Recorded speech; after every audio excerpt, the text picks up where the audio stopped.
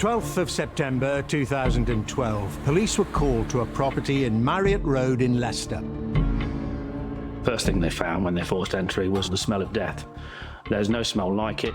The house was occupied by 29-year-old Thomas Dunkley and 44-year-old ex-champion boxer Sean Cummins.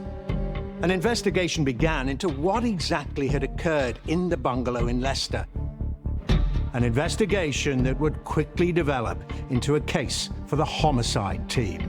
They phoned me up and just said there'd been a death at the house. Perhaps those of us who look at butchers might assume that cutting up a body is easy. It's not. This methodology reveals a desire not just to kill somebody, but to look them in the eye whilst doing it, to make that person realise how angry you are with them. There's a cruelty to it. When he bought the incinerator, we had Dunkley on CCTV buying the chainsaw he used, and he was already using his murder victim's credit card by this time. And he bought a lot of other kit that he would need, kit to clean up with from a local DIY store. I'm Dermot Murnaghan, and this is Killer Britain.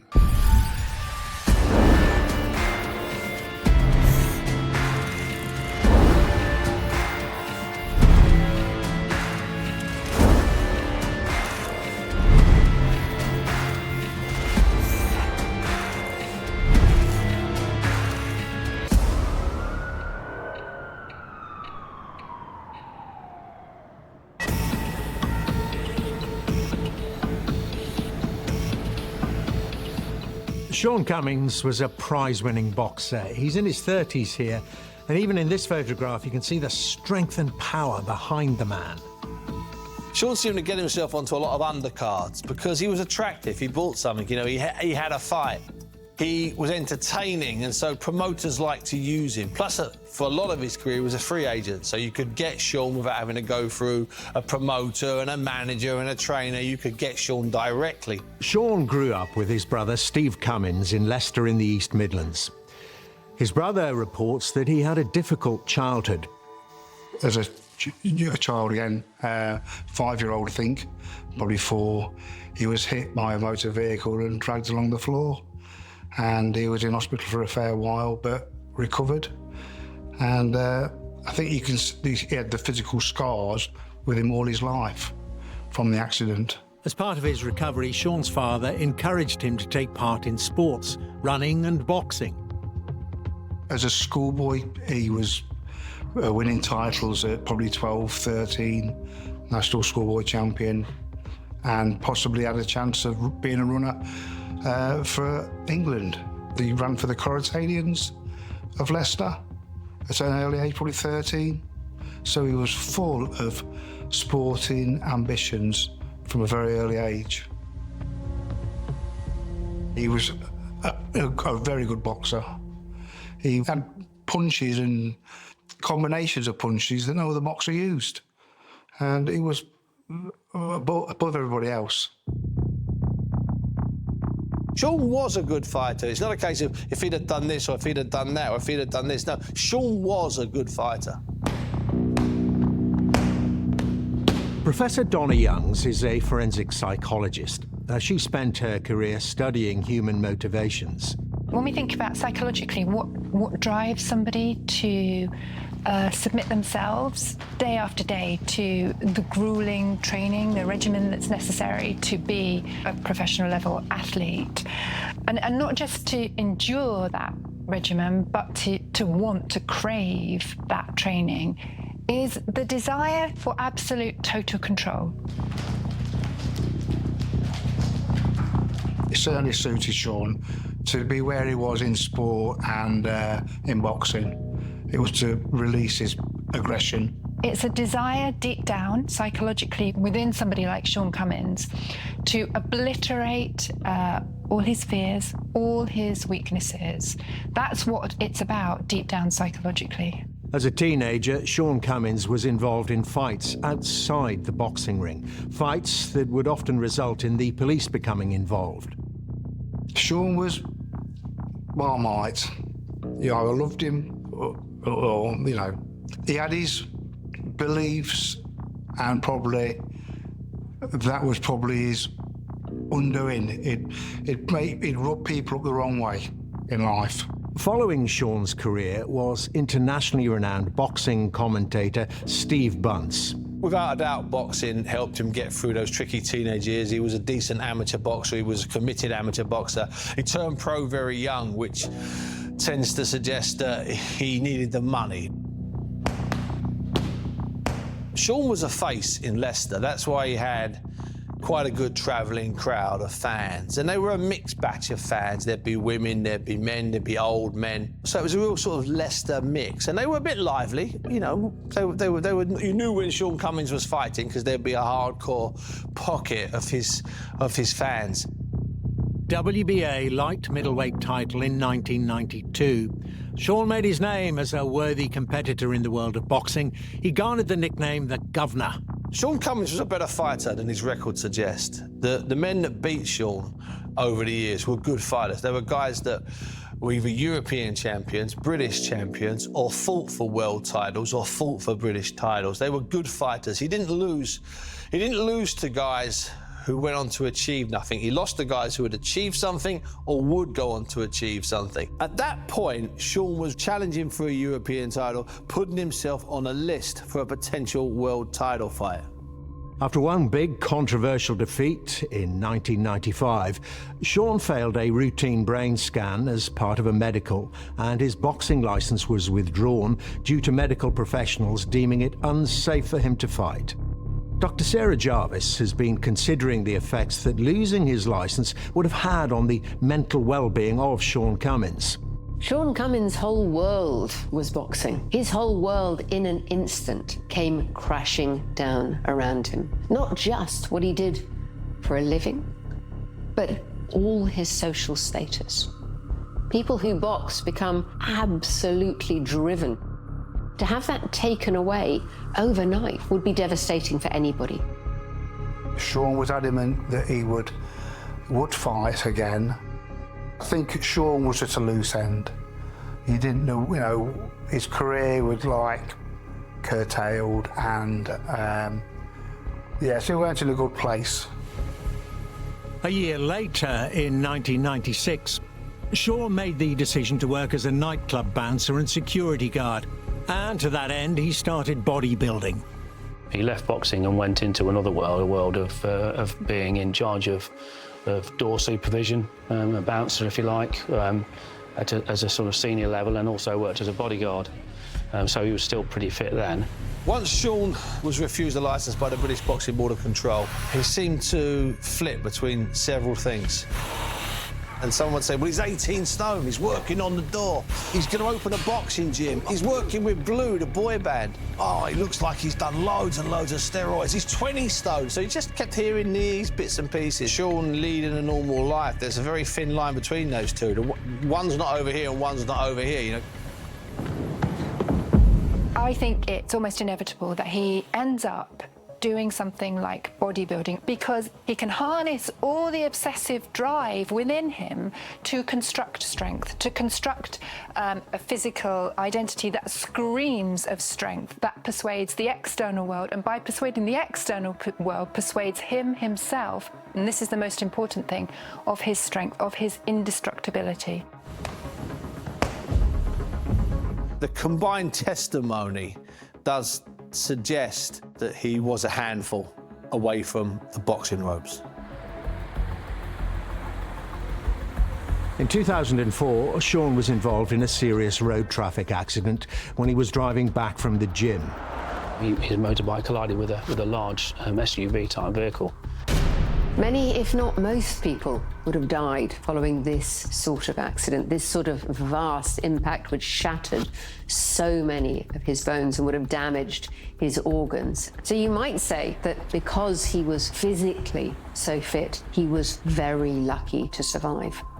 He was paralysed from the waist down and would be bedbound for the rest of his life, requiring daily assistance. Steve Bunce interviewed Sean Cummins for his radio show in 2010. In that recording, Sean talked about the challenges that life had thrown at him. Steve Bunce has shared the recording with us. In this section of the recording, Cummins reflected on life after boxing. And I made a few errors with, in life, and ended up doing a little bit of porridge, and I really tried to get myself back in the ring, and I was really up for getting my determination to come back, and I really believed I could still be a force and become a world champ. But I just never seemed to get the breaks. The breaks, Steve. He would have had to come to terms with the fact that his life was completely over, and that any normal life ever again was going to be impossible. It was at this point in 2007 that Cummins had enlisted the help of 29-year-old informal carer and boxing fan Thomas Dunkley to help him with his everyday needs. And it was from this point that life for Cummins took a darker turn. He was a boxing fan, and he'd had a go at boxing, and he showed some promise from what I was told. He looked like he could be a pretty decent fighter. Tom Dunkley was, I believe, promised a role in a gymnasium that Sean was invested in, and Tom was going to be installed in some management or part of that business that Sean was, funding. Tom Dunkley was a very nice man on the outside. I think Tom was there just after Sean's money.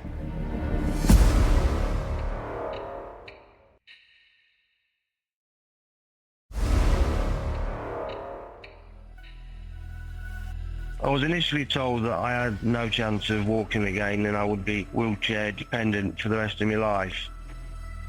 Following a brain scan revealing that it would be dangerous for Sean Cummins to fight again in 1995, and a traffic injury 9 years later, former boxer Sean Cummins was becoming more and more vulnerable. It was in the mid-2000s when renowned boxing commentator Steve Bunce noticed the disappearance of Sean Cummins from the fight cards. He attempted to get in touch with him. It took me a good few years, though, to track him down, I've got to tell you, before I actually get his voice on the phone. I was involved in an accident in 2004, and I've currently been bedridden, unfortunately.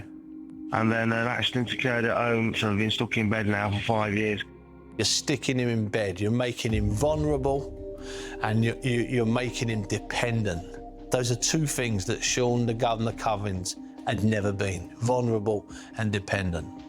Sean Cummins said something along the lines of, "I'd rather die fighting." It's not an exclamation of bravado. It's not an attempt to garner sympathy. It's how he would have really felt.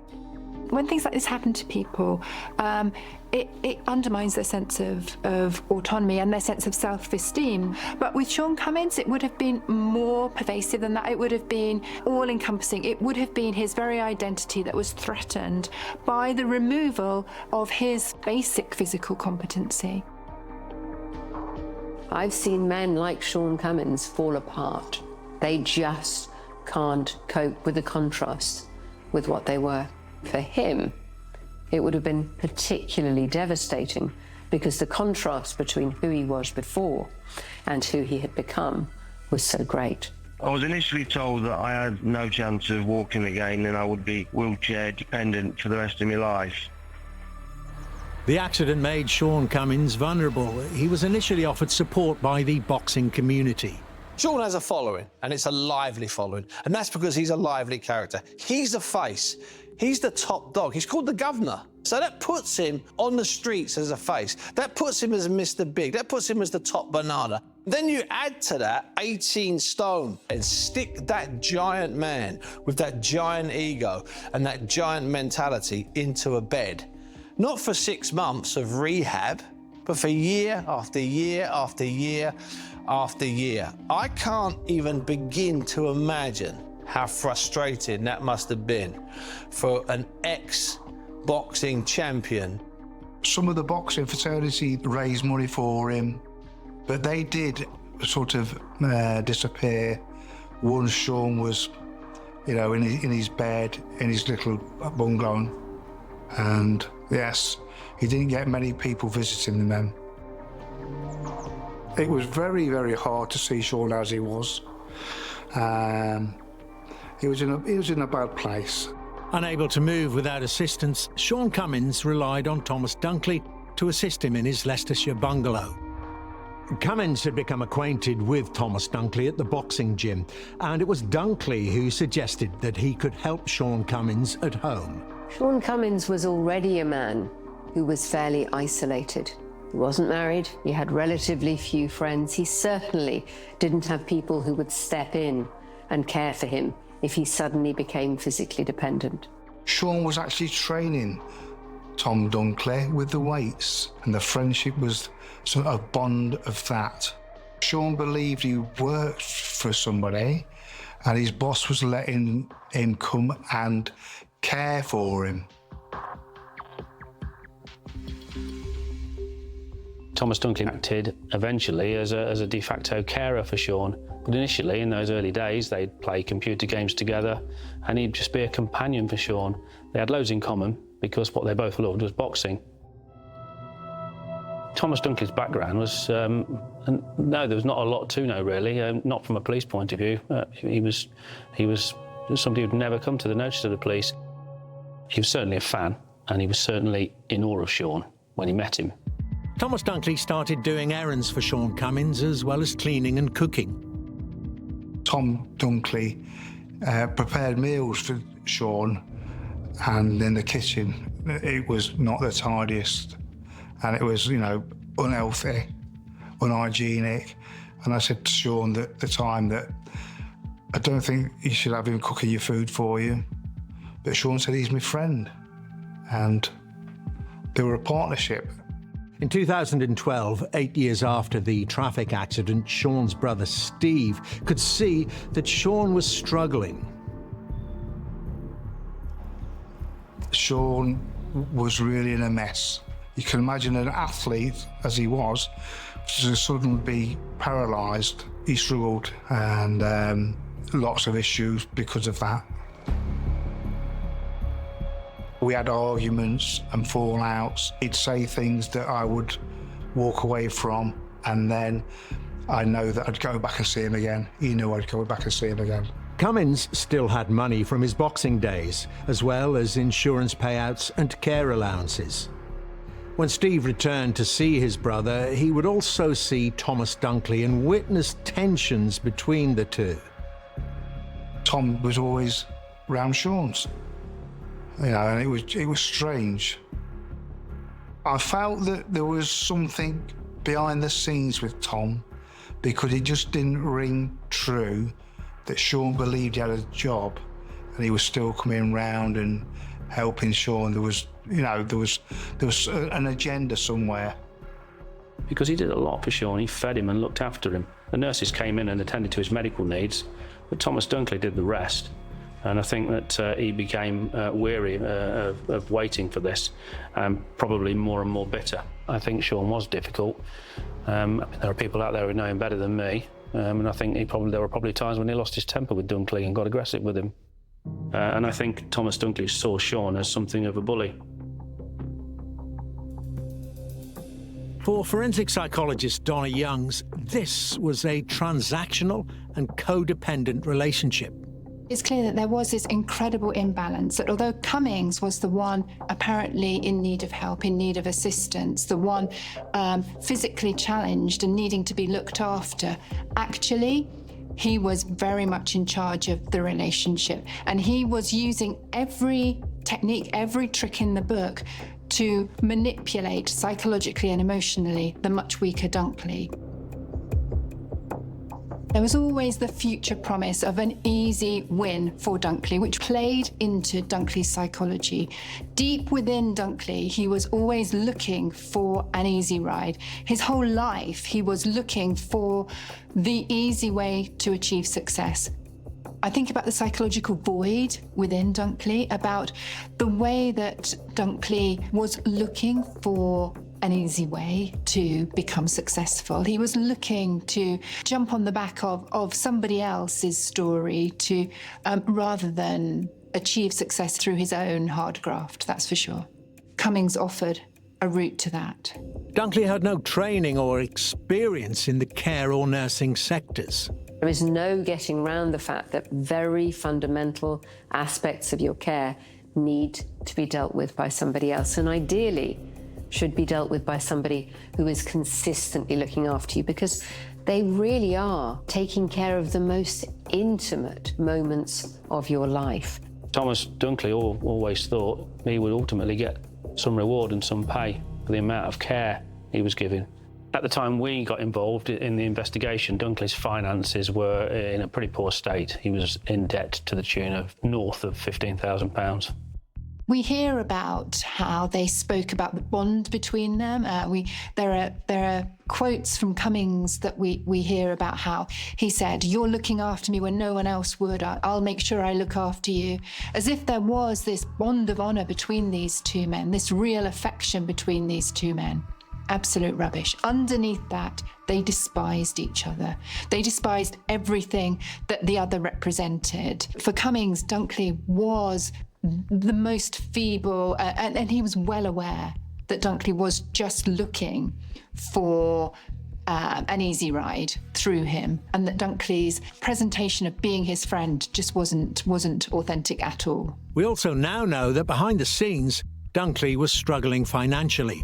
The two men had discussed a business venture funded by Sean. They were making plans which Dunkley believed would come to fruition about the future, about things they may be able to invest in, and maybe some of those were connected to boxing. Sean wanted that business to take off. He was full steam ahead. He could see a career out of where he was, but nothing became of it, and Sean was lost a lot of money. Detectives uncovered that no formal contract or agreement existed between the two men. While Dunkley may have believed he was entitled to a future payment, this perspective was not necessarily shared by Sean Cummins. There was no financial arrangement between Dunkley and Cummins. That was part of Dunkley's problem. I think he always thought he would get paid for being a carer, for looking after Sean. He always thought the payday was around the corner, and whether it was going to be from some investment they were going to go into together or not, but that never came. All the promises kept falling apart for Dunkley, but he kept holding on, hoping for the next one, because he didn't really know what else to do. That was fine while the facade of their great bond, their man-to-man friendship was still there. Once that facade began to crumble, and I think it probably did so gradually, when he began to pick up on the way in which Cummings actually viewed him, I think that slowly but surely the resentment would have built up within him, and time again, seeing himself as he was forced to tend intimately with this man that he was beginning to despise. Was Sean Cummins taking advantage of the fact that Thomas Dunkley hero worshipped him? Or was Thomas Dunkley taking advantage of a man who was a pale shadow of what he'd been before? An unconventional relationship, where would it lead? I think the motivation for murder would have built up within him to an extent where one day he just started to actually take the idea seriously.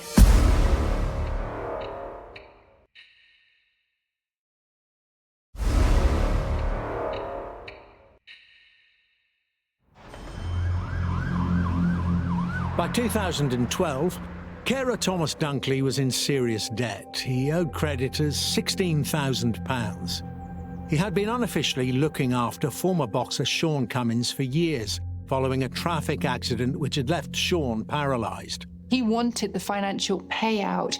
He wanted the success, the significance that he was never going to earn for himself. And he was quite prepared to accept being belittled, being demeaned by Cummings if he got that. But when it started to look like that wasn't going to come through, I think that's when we had our turning point. That's when, possibly without even realising it, Dunkley made his decision. In the summer of 2012, Thomas Dunkley was captured on CCTV using Sean's bank card. He used Sean's identity to get money. Tom was obviously devious, just after Sean's money. Basically, I think that was the crux. Everything that he had been pinning his strength upon, he has now himself destroyed, and we're left just with this totally exposed, this very weak, character with this absolute victim life narrative, this man who has no purpose of his own.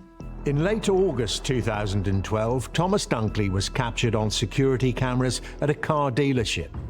He went to a local Vauxhall dealer and put a deposit down on a car. He went to see a mortgage advisor and he bought all sorts of things for members of his family. I think he bought a washing machine for somebody, and he bought toys for children who he was related to, and other things. And they must have wondered where the money was coming from, because he never had any money. But he went off spending Sean's money. And we see a last hurrah. We see him taking Cummings's credit card and going on, again, a ridiculous spending spree that he knows is going to be identified. He must realise is going to be traced back to him. One of the community nurses who regularly visited Sean Cummins became concerned. He was not at home when she visited, not for the first time that week. The door was answered by Thomas Dunkley. He said Sean Cummins was ill and at the hospital. Fact is, Sean had been ill, and the nurses knew this. His community nurses had visited him, and he was ill. So hearing this on the 1st of September, as she did, it was no massive surprise to her. 9-10 days later, when nobody had heard anything of Sean, she rang the house. And Dunkley immediately put her on guard because he answered the phone and pretended to be Sean. And she thought, how strange. The mimicking of Cummings's voice to somebody who knew Cummings is just faintly ridiculous. The conversation ended and the nurse, very switched on, she just wasn't having any of that. She didn't believe a word he was saying. So she started to make her own inquiries, and she inquired with Leicester Hospitals Trust and rang various hospitals in the West Midlands, in the Dudley area, rang the GP that Sean used. Nobody had any record of Sean Cummins being admitted to hospital. So she rang the police. Unable to reach Sean Cummins, the police also called Thomas Dunkley. Dunkley repeated that Cummins was in hospital. After being unable to locate Cummins at a hospital, police visited Cummins' property on the 12th of September and forced entry. First thing they found when they forced entry was something they smelled. What they smelled was what we in the police, and what any police officer will tell you, is called the smell of death. There's no smell like it, and when you smell it, you know what it is. So those officers, as they moved into that house, knew they were looking for a body by this time. I was on holiday at the time, and they phoned me up and just said there'd been a death at the house. And I said, well, it's Sean then.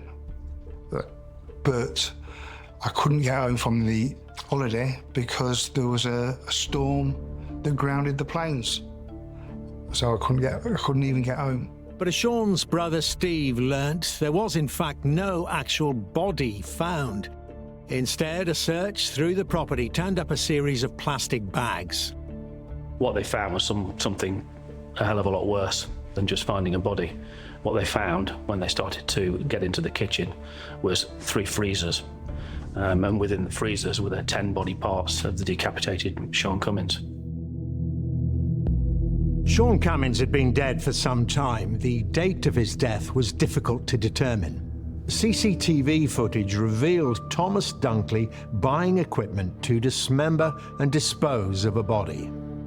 We had Dunkley on CCTV buying the chainsaw he used to chop Sean's body up. He bought that from a local DIY store just a couple of miles away from where Sean lived. He bought it with Sean's credit card. He was already using his murder victim's credit card by this time.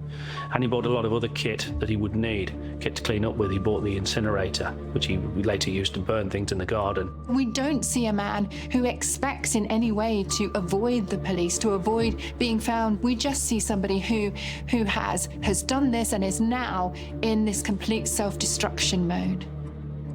It's hard to pin down exactly, but he was buying things to chop the body up on around about the 7th of September. But by this time, he'd realised that it was starting to smell in there and he needed to do something. And he thought if he chopped up the body parts and froze them, he'd get rid of the smell. It was unbelievable what actually happened in that house. And I believe that Sean had actually died from an illness for a start until I found out the graphics of the case. A forensic side of the investigation starts to take place, and we have to look and see that what we have got here is what we think it is, and that is it's the body of Sean. The procedures in any kind of crime scene this serious sort of nature would involve swabbing surfaces for traces of DNA through bodily fluids, whether that be blood or saliva or sweat. Would have involved fingerprints, checks to try and establish who'd been in the room and where they'd been, and the recovery of what property and what material was there. The focus of that investigation would initially have been on the bed, because Sean Cummins should have been in that bed. He couldn't get out of it on his own, and so you have to have the starting point that if Sean Cummins has been murdered in that house, he has probably been murdered in that bed, and so the bed would have been the initial focus of the inquiries. The tragedy here is that I don't think Dunkley was always destined to be a killer. I do think, however, that once he met Cummings and once this bizarre, unusual set of circumstances between the two men started to unfold, that relationship between the two of them was always going to end dramatically and in disaster. Thomas Dunkley was nowhere to be found. Police quickly established that he had taken his brother's car and was on the run.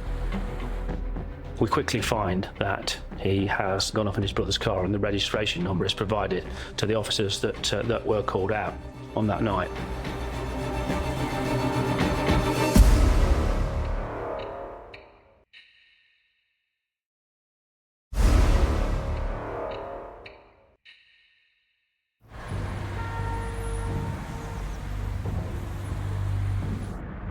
Forensic psychologist Professor Donna Youngs has reviewed the case and the attempted method of disposing of the body.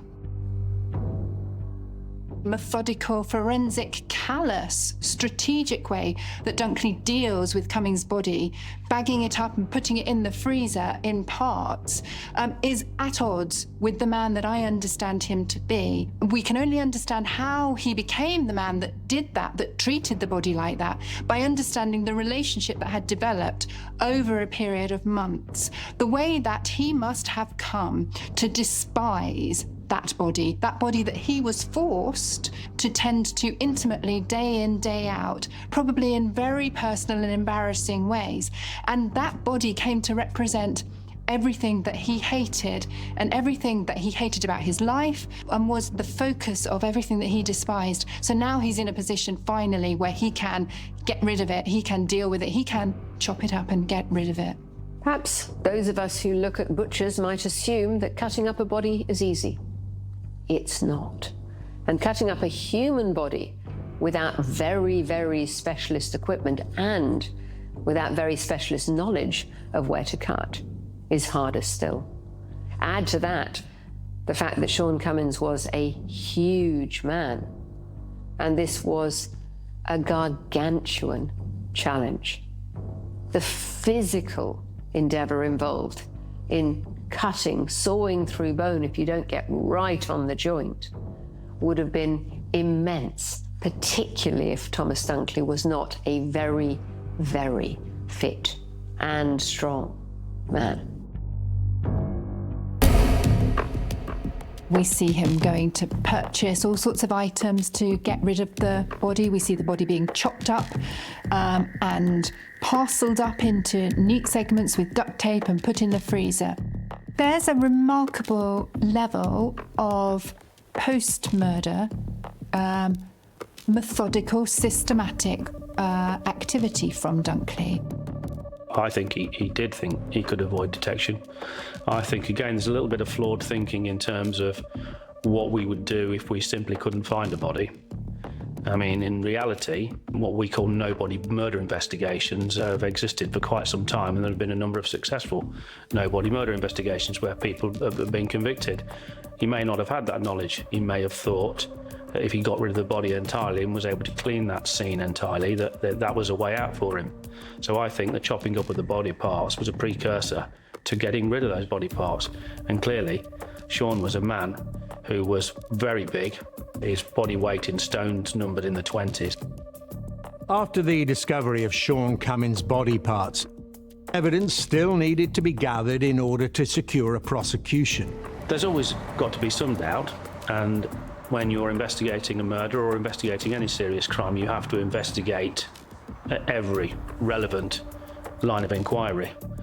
And so Sean Cummins came from a world where not only was he a boxer, which is a profession that can attract trouble, he also then went on to be not only a doorman but also a bodyguard.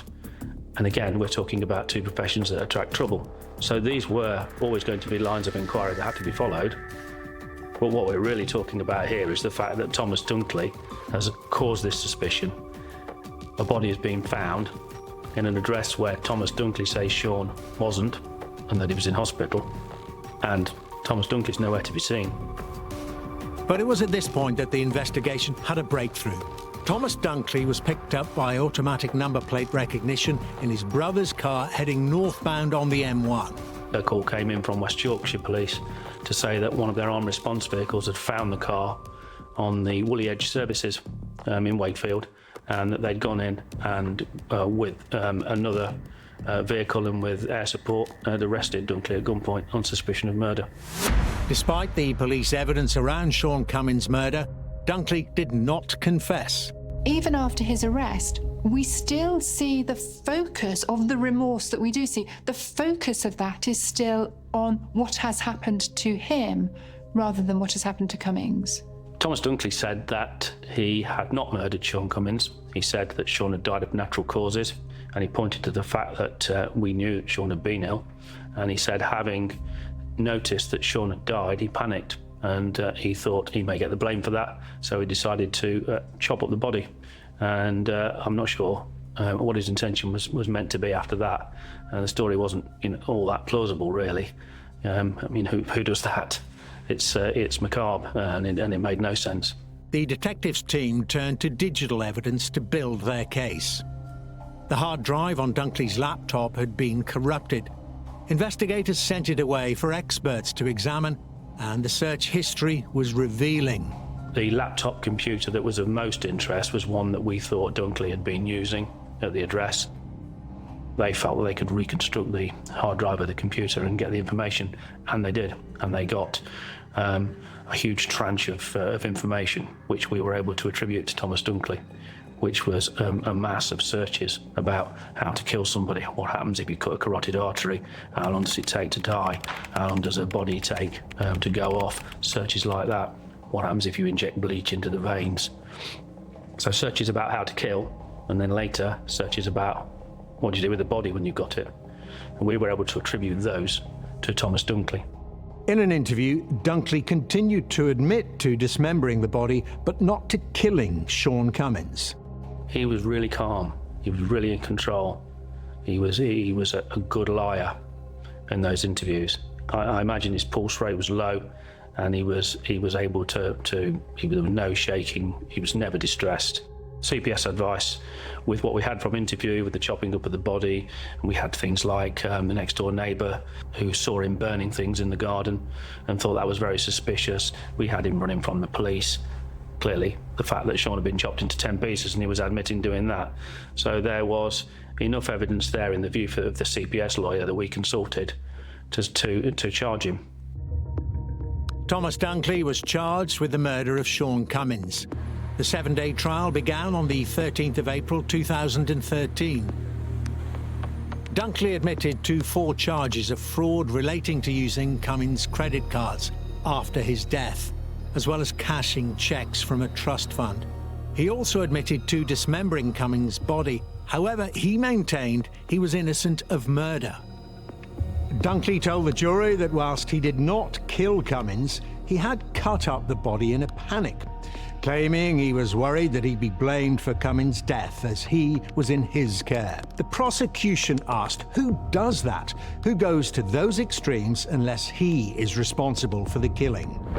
On the 9th of May 2013, the jury reached a verdict in the case against Thomas Dunkley for the murder of Sean Cummins. The judge called the murder a grotesque act, violating dignity in death. He was found guilty and he was handed down a large sentence, which was initially 34 years. To go with his life sentence, he had a 34-year tariff. He was calm, and I've thought that since. You know, at the when he came to the appeal, again, a very calm man and able to hold it together. So maybe the kind of person who could carry out that act without it troubling him too much. The act of the murder has never been ascertained. The dismemberment made it impossible for an autopsy to determine exactly how Sean Cummins was killed. Investigators believed it was likely that Thomas Dunkley killed Sean Cummins by strangulation, a revealing choice of murder for a man made bitter and angry by events. This methodology reveals a desire not just to kill somebody, but to look them in the eye whilst doing it, to express your anger rather than just to complete a murder, to make that person realise how angry you are with them, but also to show that you can dominate them. And that's what he's done. There's a cruelty to it, given Cummins's state and Cummins's history. It was unbelievable what actually happened in that house. Something snapped in him to do what he did, thinking he could get away with it. It was just crazy. Sean Cummins had overcome a serious accident as a child, built himself into a professional athlete, but was murdered by his acquaintance Thomas Dunkley. A tragic and cruel end for a man who'd once been a champion boxer.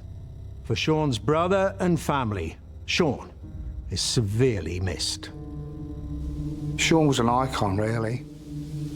It was just crazy. He was Marmite, but loved him dearly.